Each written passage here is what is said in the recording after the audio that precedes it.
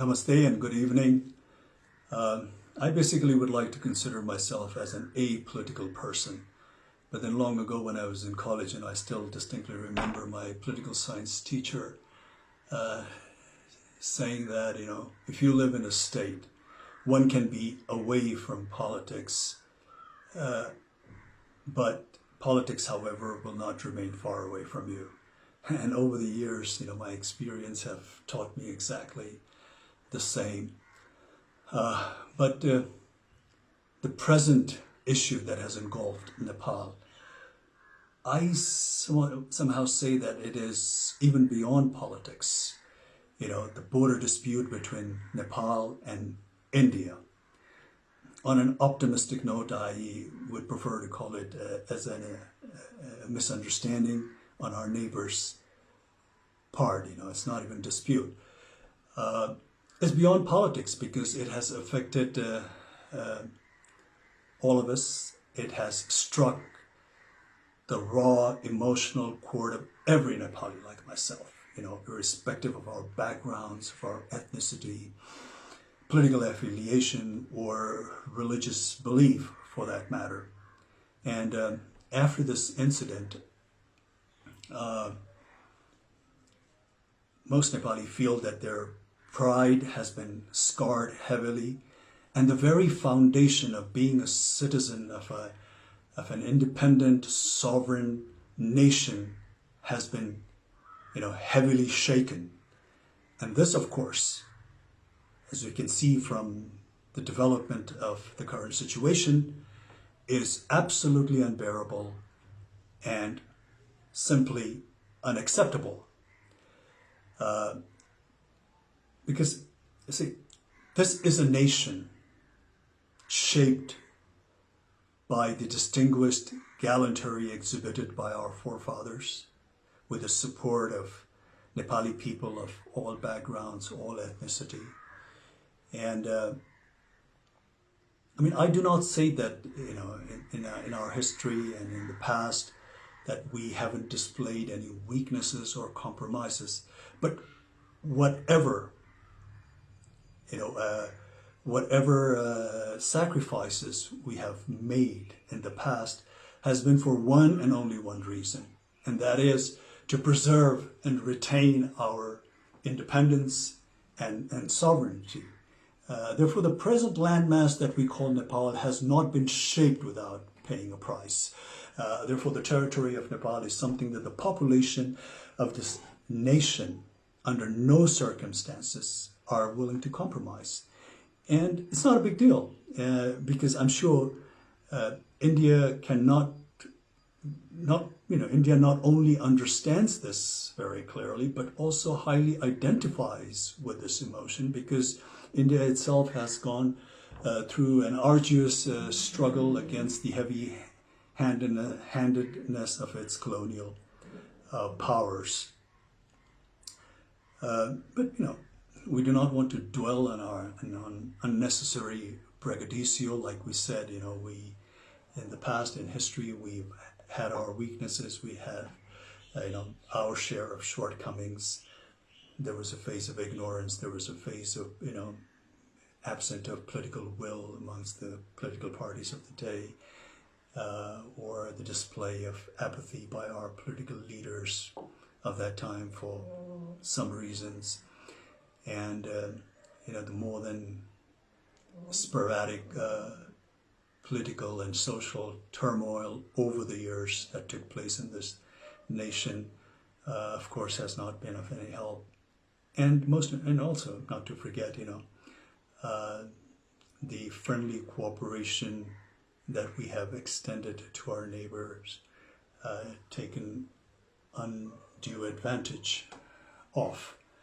But then again, now the time has, of course, evolved, the time has changed, and the population of Nepal, especially the youth, is of course not that of 1816 or 1857 or 1923, or for that matter, not even 1950 or 1962. The way the current scenario that has developed, clearly establishes that the population of this country are not going to accept any form of injustices lying down. Therefore, this time around, it's not even enough to appease the incumbent government alone, because this issue has been so passionately embraced also by the people of Nepal, that unless they think that they have been dealt justly and fairly, I, sadly and regretfully have this intuition that this bone of contention between the two countries is going to persist. And this sort of, a deadlock between two neighboring nations who for such a long time in history have shared common values, common culture, tradition, religious belief to a large extent, is going to affect not only the two nations concerned, but also going to hamper the progress and rob the much needed peace in this region. Therefore,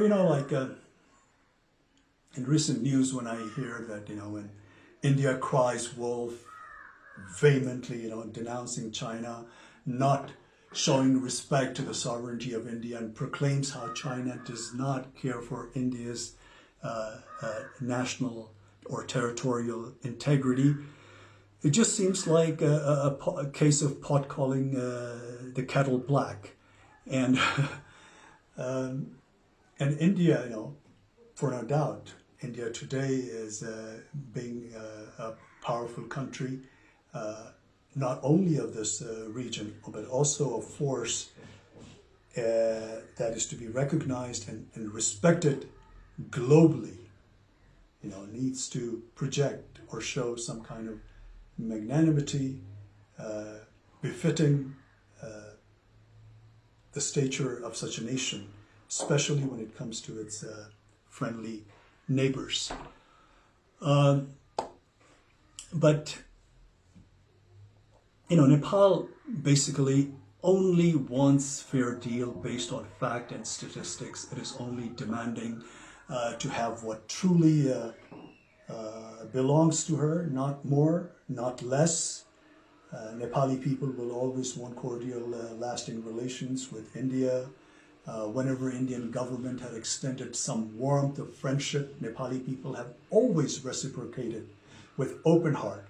I recalled the very first visit of Honorable Prime Minister of India, Mr. Modi, to Nepal as a Prime Minister. And the warmth and the fraternal affections and the goodwill was so infectious that Modi ji stepped out of his motorcade and went amongst the elated bystanders, to the bewilderment of 3 or 5 layers of security that was provided to him.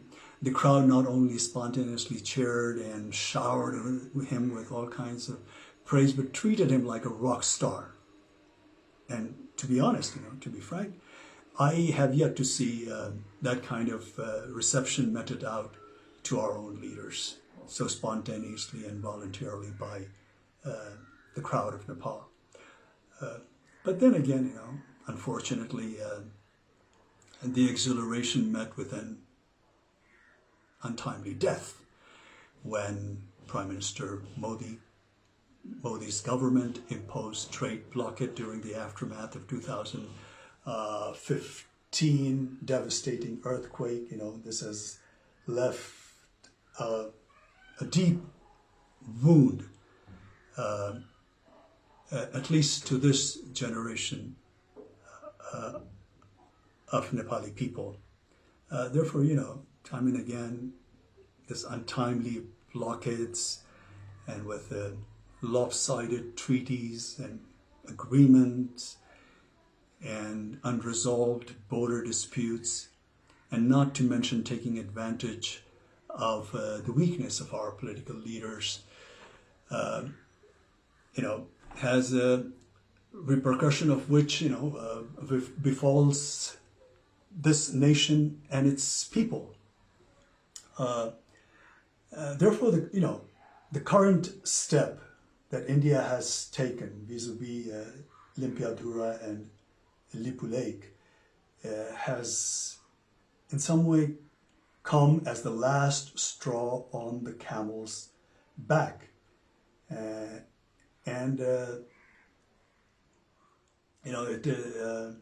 is not at all in the benefit of not only the two concerned nations, but also for the entire SAARC region, to say the least. It definitely not conducive for a nation like India that's marching ahead with global ambition, to have more than its share of neighbors that it has a hostile, relationship with. And the hostility looming in the air need not to persist, because anger and malice is going to take us nowhere. The consequence, of course, is going to be far more damaging for both the countries. And at this time of global crisis, in a pandemic like this, where the whole world is suffering, India, being a powerful country in the region, needs to respond to the need of their less fortunate neighbors. And this kind of action will only raise the level of India in the international arena to the next level. And as one Indian politician, a seasoned Indian politician, rightly foresees, India as a development power, and its rise is being linked to its ability to provide governance solution to the development needs to countries in Asia and Africa.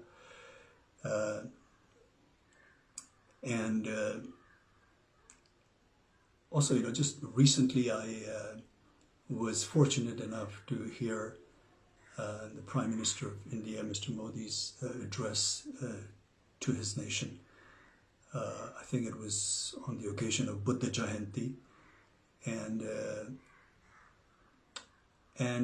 he said something like, I would like to roughly quote what he said. He said, we should always work with a sense of service only. When there is compassion, sympathy, then these feelings make us so strong that one can overcome the biggest challenge. So we here in Nepal only wish that Mr. Modi would overcome this challenge, not just with compassion and sympathy. Of course, we need that, but with all fairness and a good dose of empathy. Because we here in Nepal take the border, like I said, misunderstanding on an optimistic note, on the Indian part, with great deal of regret, and ask to return what is justly belongs to Nepal. All the historical evidence clearly points out, proves that Limpiadhura and Lipulekh region is in all fairness part of Nepal. Therefore,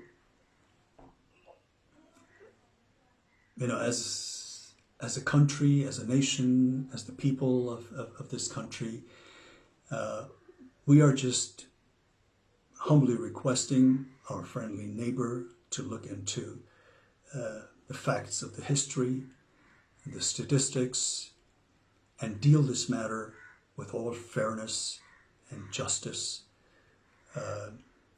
amicably, through cordial diplomatic channels, because this kind of antagonistic atmosphere in this region is not not only not good for both the nations concerned, but for this entire region as well. I am sure, despite few ups and downs and challenging moments here and there, basically India and Nepal share a relationship that is probably unmatched anywhere else in the world. And this challenge that we are facing at the moment right now, India will deal very fairly and justly and come out with a solution that appeases the Nepali population and makes them feel that they have been dealt justly.